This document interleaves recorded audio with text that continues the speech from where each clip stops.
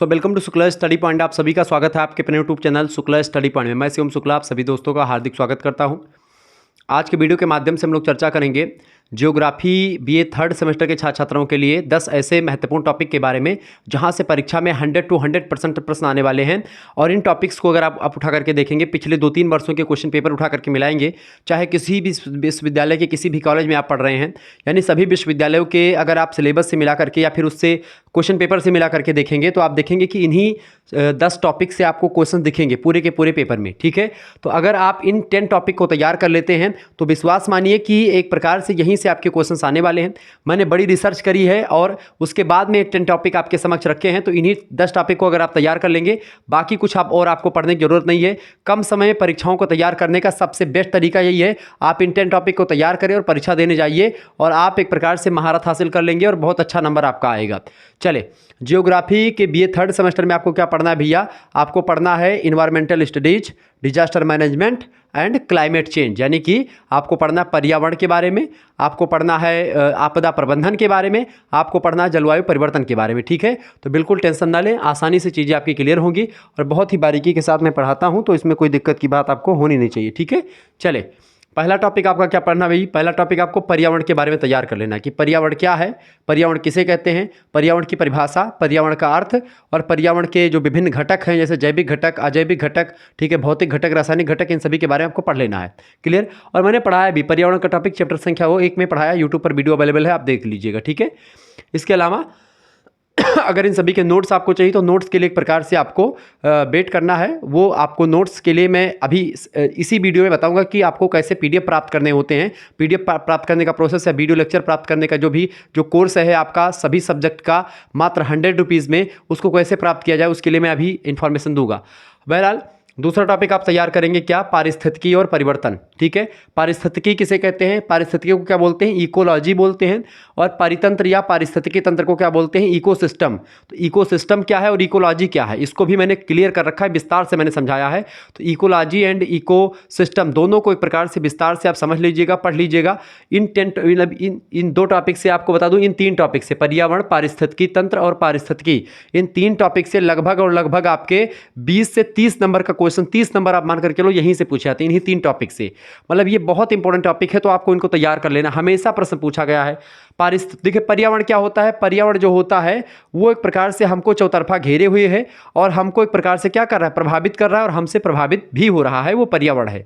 पारिस्थितिकी क्या होती है? पारिस्थितिकी जो होती है वो एक प्रकार से जो तमाम प्रकार के जीव जंतु हैं, उन जीव जंतुओं के विभिन्न प्राणियों के बीच में जो अंतर क्रियाएं होती, इंटर रिलेशनशिप होता है, उसी इंटर रिलेशनशिप का, उनके बीच जो आपसी संबंध है, उन्हीं संबंधों का अध्ययन करता है पारिस्थितिकी, इकोलॉजी सब्जेक्ट। ठीक है, परितंत्र क्या है? पारिस्थितिकी तंत्र क्या है? पारिस्थितिकी तंत्र जो होता है वो विभिन्न जातीय समूह, तमाम प्रकार के जीव जंतु, तमाम प्रकार के प्राणी और पर्यावरण, इन दोनों के बीच में, यानी पर्यावरण से प्रभावित कौन होता है? पारिस्थितिकी तंत्र के जो लोग होते हैं। पारिस्थितिकी तंत्र में कौन होता है? प्राणी तमाम सारे, जैविक अजैविक घटक।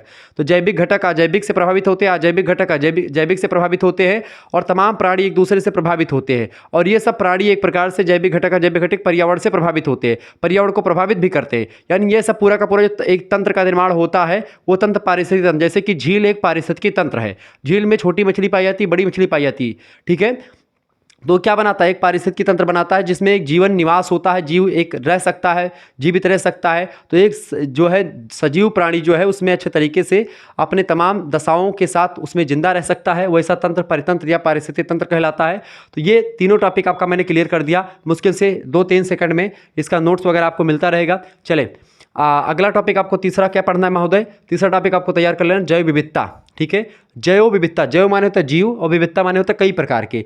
तो किसी ऐसा स्थान जहाँ पर आप देखते हैं या फिर जीवों की विविधता एक ही स्थान पर या जब किसी एक एरिया में या किसी परितंत्र में बहुत सारे प्रजातियों के जीव जंतु इकट्ठे निवास करते हैं तो वह एरिया जैव विविधता का एरिया कहलाता है और उसी को जैव विविधता कहते हैं। जैसे कि आप देखते हैं हिमालय का जो भाग है वहाँ पर आप देखेंगे जैव विविधता मिलेगी, जो दक्षिण में पूर्वी घाट और पश्चिमी घाट के जंगल है वहाँ पर मिलेगी। ठीक है, ऐसे ही जो पूर्वोत्तर की पहाड़ियाँ हैं वहाँ पर आपको मिलेगी जैव विविधता। वहाँ पर कई सारी प्रजातियाँ मतलब कि एक जंतुओं की नहीं, कई सारी जंतुओं की कई प्रजातियाँ, कई सारी प्राणियों की प्रजातियाँ वहाँ पर विद्यमान रहती हैं। जैव विविधता वही होता है, जीवों की तमाम प्रकार की वैरायटी। ठीक है, चौथा जो आपका टॉपिक है भैया, चौथा टॉपिक कौन सा है? पर्यावरण प्रबंधन। पर्यावरण क्या होता है? इन्वायरमेंट। और उसका प्रबंधन माने क्या होता है? मैनेजमेंट करना। पर्यावरण को मैनेज करना। मैनेज क्या करते हैं? जैसे पर्यावरण का प्रबंधन करना। जैसे आजकल मानव जो है वो भौतिकवादी मानव है, वो विकास की तरफ आगे बढ़ रहा है, वो जंगल को काट रहा है, वो मृदा पर एक प्रकार से तमाम प्रकार की रासायनिक उर्वरक का प्रयोग करके मिट्टी की जो उर्वरक क्षमता है उसको बढ़ाता तो है क्षणिक के लिए, यानी कम समय के लिए, लेकिन वो दीर्घकालीन प्रोसेस में क्या होता है? वो नुकसान पहुंचाता है मिट्टी को। इससे कीटनाशक दवाएं होती हैं उसकी वजह से तमाम प्रकार के कीड़े मकोड़े मर जाते हैं। इससे पर्यावरण जो होता है असंतुलित हो जाता है। इसी पर्यावरण को संतुलित करने के लिए पर्यावरण मैनेजमेंट या पर्यावरण प्रबंधन की जरूरत पड़ती है। और पर्यावरण प्रबंधन जो होता है यह एक प्रकार से जो पर्यावरण की क्वालिटी है उसको एक प्रकार से ठीक ठाक रखता है, यानी पर्यावरण की क्वालिटी अच्छे तरीके से रहे हुए पर्यावरण प्रबंधन होता है। पर्यावरण प्रबंधन में पर्यावरण की देखरेख की जाती है, पर्यावरण को एक प्रकार से हानि ना हो, पर्यावरण प्रदूषण ना फैले, इसी को देखा रेखा जाता है, तो वो पर्यावरण प्रबंधन होता है। ठीक है। मृदा अपरदन और निर्वनीकरण क्या होता है? देखिए, मृदा अपरदन अलग टॉपिक है, निर्वनीकरण अलग टॉपिक है, लेकिन एक दूसरे से मैचिंग टॉपिक है। मृदा माने होता है मिट्टी, अपरदन माने होता है कट करके बहना। जब मिट्टी कट करके बहती तो इससे क्या होता है? मृदा की जो ऊपरी परत होती है मिट्टी की, वो कट करके जब बह जाती है, क्योंकि मिट्टी की ऊपरी परत जो होती है उसी में एक प्रकार से उर्वरक जो क्षमता होती है उसकी विद्यमान रहती है।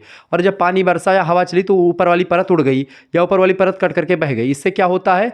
मिट्टी जो होती है जब कट करके बह जाती है तो हम मिट्टी किस में बदल जाती है? मरुस्थल में बदल जाती है, यानी कि उसकी उर्वरक क्षमता क्षीण हो जाती है। और जब किसी मिट्टी की उर्वरक क्षमता क्षीण हो जाती है तो वह मिट्टी एक प्रकार से अनउपजाऊ हो जाती है। और कुछ सालों तक जब मिट्टी अनउपजाऊ होती है तो वही बंजर भूमि में कन्वर्ट हो जाती है, उस पर कुछ उगता नहीं है। ठीक है। इस तरीके से जो बंजर भूमि हो जाती है वही बंजर भूमि एक प्रकार से मरुस्थल या मरुभूमि कहलाती है। मरु माने मरी हुई, स्थल माने स्थल। ठीक है, ध्यान रखेंगे। तो ये होगा मृदा अपरदन। मृदा अपरदन मिट्टी का कट करके बहना, इससे बड़ा हानि होता है, इसी वजह से इसको मैंने यहाँ पर बताया। दूसरा टॉपिक है निर्वनीकरण। निर्वनी मतलब क्या होता है? कि वन की कटाई करना। ठीक है। तो आप देखते हैं कि लगातार एक प्रकार से लोग जंगल की कटाई कर रहे हैं, तो उस जंगल कटाई को रोकना ही एक प्रकार से इसमें सिखाया जाता है। तो निर्वनीकरण ये हो गया। ठीक है, इस तरीके से तो ये आपके टॉपिक हो गए। अब इन टॉपिक की आपको एक प्रकार से चीज़ें, आपको PDF नोट्स वगैरह कैसे मिलेंगे, या फिर एक प्रकार से वीडियो लेक्चर आपको कोर्स लेना है तो कैसे कोर्स आपको मुहैया करवाए जाएंगे। देखिए, कोर्स लेने के लिए आपको करना कुछ नहीं है, आपको SMS करना है 91 61 93 60 62 पर। ठीक है। थर्ड सेमेस्टर में आप हैं, आप कोई भी सब्जेक्ट आप पढ़ रहे हैं, सभी सब्जेक्ट के PDF नोट्स आपको मात्र और मात्र एक प्रकार से 100 रुपीज़ में व्यवस्था कर दी गई है। अपना नाम, अपनी यूनिवर्सिटी का नाम और आपका क्या क्या सब्जेक्ट है, अपने सब्जेक्ट के नाम लिख करके इसी नंबर पर भेज दीजिएगा। 91 61 93 60 62 पर, ये मेरा नंबर है, इस पर आप भेज देंगे तो आपको एक प्रकार से ग्रुप से ऐड कर दिया जाएगा। उससे पहले आपको एक प्रकार से एक स्कैनर सेंड किया जाएगा, इसी पर आपको मात्र और मात्र 100 रुपीज़ केवल सेंड कर देने हैं। अगर आप नहीं चलाते कुछ भी व्यवस्था तो आप किसी दूसरे से, किसी दुकान से जाकर के, किसी लोकबाड़ी से, जनसेवा केंद्र से या किसी अपने दोस्त यार से सेंड करवा सकते हो। मात्र 100 रुपीज़। इसमें आपको सभी सब्जेक्ट के नोट्स मिल जाएंगे, जियोग्राफी, पॉलिटिकल साइंस, हिस्ट्री, ठीक है, हिंदी, संस्कृत, इंग्लिश, या और आपके जो भी सब्जेक्ट होंगे, एंशिएंट हिस्ट्री, ठीक है, हिस्ट्री, और आपका शिक्षा शास्त्र, इकोनॉमिक्स, सभी साइकोलॉजी, सभी सब्जेक्ट के आपको यहाँ पर नोट्स मिलेंगे। इसमें नोट्स में आपका देखें MCQs नोट्स भी होंगे आपके, यानी अगर परीक्षा ऑब्जेक्टिव हो रही तो उसके लिए भी, परीक्षा लिखित हो रही तो उसके लिए भी, अति लघु उत्तरीय, लघु उत्तरीय, दीर्घ उत्तरीय क्वेश्चन आंसर की श्रृंखला भी मिलेगी, मॉडल पेपर मिलेंगे आपको, महासंग्राम रिवीजन क्लास मिलेगी। ठीक है। और इसके अलावा आपको रिवीजन क्लास के अलावा आपको यहाँ पर, ठीक है, मैराथन क्लास भी मिलेगी। तो इस तरीके से आपको कई सारी चीज़ें मिलेंगी और उन क्लासेस की वीडियो मतलब की PDF लिंक भी मिलेगी।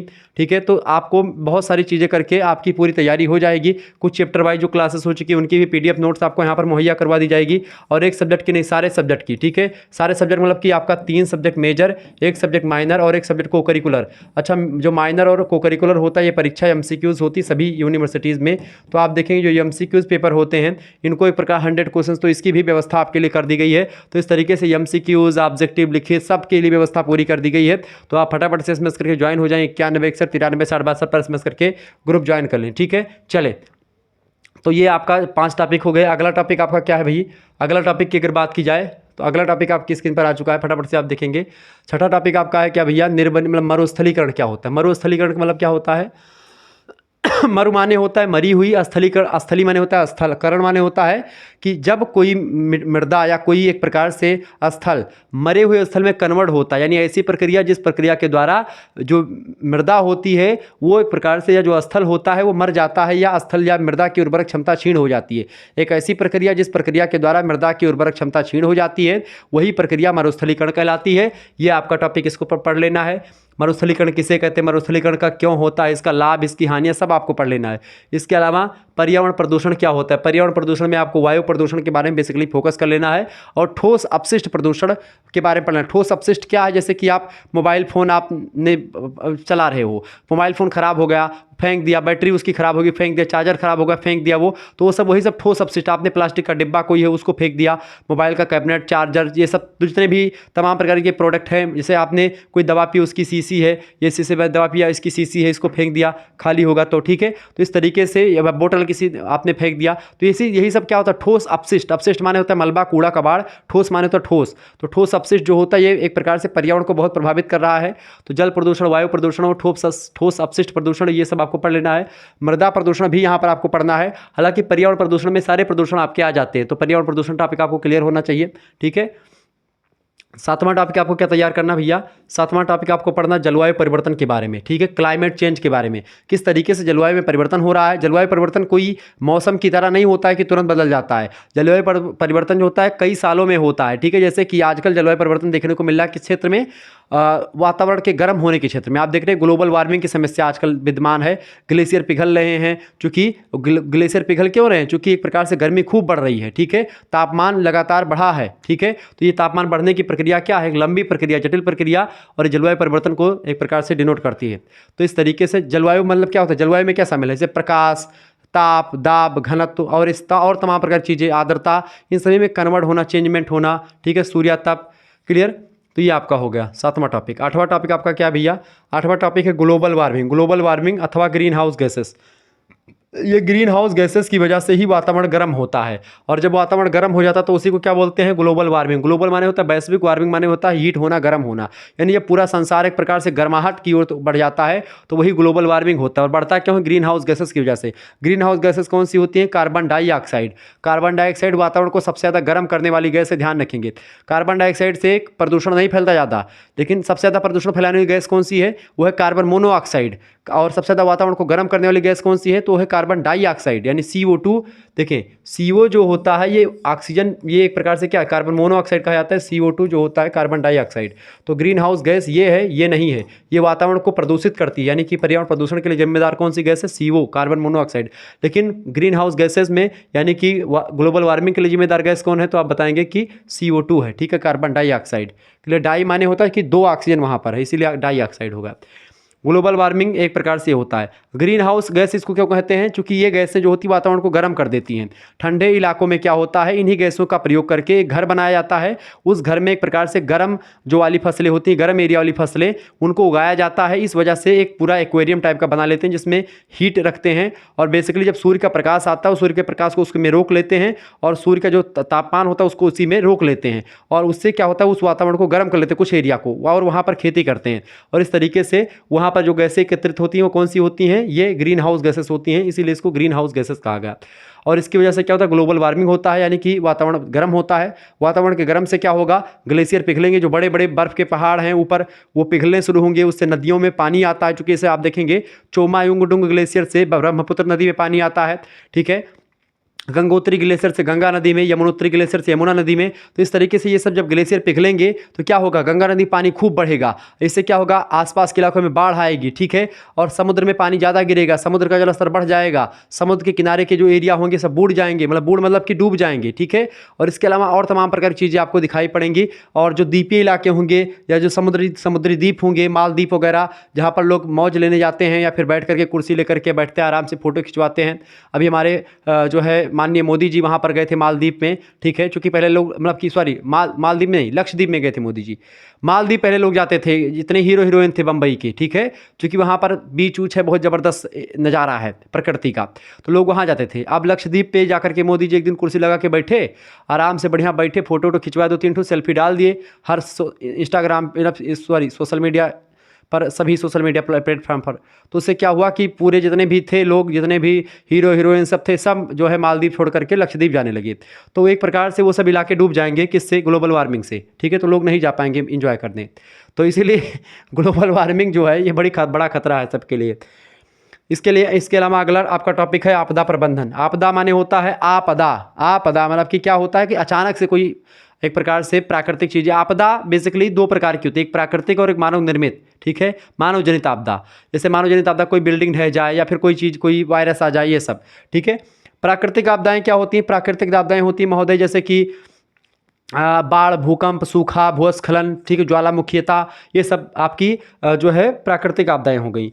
तो आपदा को प्रबंधित करना, आपदा को मैनेज करना। अब आप इतने तो पावरफुल हैं नहीं कि आप बाढ़ को रोक लेंगे, आप इतने पावरफुल तो हैं नहीं कि आप जो है सूखा को रोक लेंगे, सूखा पड़ने से, ठीक है। यानी कि आप चक्रवात, सुनामी को तो रोक नहीं पाएंगे, भूस्खलन, भूकंप और ज्वालामुखी को तो रोक नहीं पाएंगे, लेकिन उससे बचने का प्रयास जरूर कर पाएंगे। तो एक प्रकार से आपदाओं से बचने का प्रयास करना ताकि जान माल का खतरा कम हो, इसी का एक प्रकार से नाम होता है आपदा प्रबंधन, ठीक है। आपदा प्रबंधन का बिल्कुल मतलब नहीं होता कि आपदाओं को खत्म कर देना, आपदाओं से बचने का उपाय ढूंढना ही आपदा प्रबंधन होता है। 10वां टॉपिक आपका है बाढ़ और सूखा। बाढ़ और सूखा ये प्राकृतिक आपदाएं हैं। तो बाढ़ क्या होता है? जब पानी बहुत ज़्यादा एरिया में फैल जाता है, जो है सारे इलाके डूब जाते हैं। सूखा होता है जब पानी ही नहीं बरसता है, तो सूखा होता है, ठीक है। एक मानक है, उसके अकॉर्डिंग चीज़ें फिट करी जाती है। तो इस तरीके से आप इन टॉपिक को तैयार कर लीजिएगा, इन्हीं टॉपिक से आपकी परीक्षा में प्रश्न आने वाले हैं। मिलते हैं फिर नेक्स्ट वीडियो में, तब तक के लिए जय हिंद, जय भारत। आप सभी का बहुत बहुत धन्यवाद। हमारे साथ जुड़ने के लिए इसी प्रकार से अपना प्यार बनाए रखेंगे। बहुत बहुत धन्यवाद आप सभी का। ऐसे ही अपना प्यार दुलार बनाए रखिएगा। बहुत बहुत धन्यवाद।